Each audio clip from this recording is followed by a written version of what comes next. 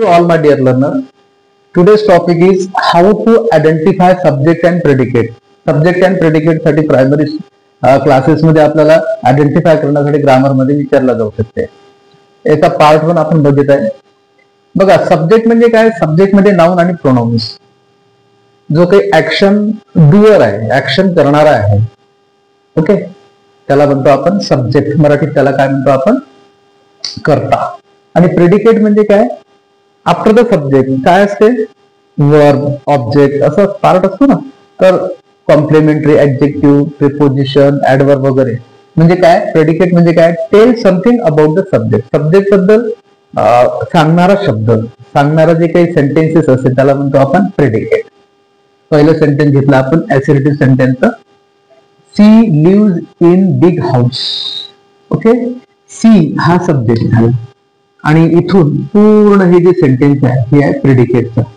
Okay, नंतर दुसरं, large tree is growing in the field.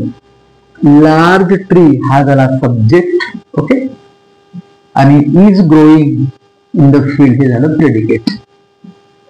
नंतर माय सिस्टर अँड ब्रदर हा एवढा झाला सब्जेक्ट आणि आर कमिंग टुडे हा झाला predicate. Okay, it is called predicate. नंतर इम्पेरेटिव्ह सेंटेन्स आपण घेतलेले आहे. ओके, नेक्स्ट पार्ट मध्ये आपण इंट्रॅगेटिव्ह आणि एक्सक्लेमेटिव्ह सेंटेन्स घेणार आहोत. इम्पेरेटिव्ह सेंटेन्स मध्ये काय? जो सब्जेक्ट असतो ना तो सेकंड पर्सन असतो, यू.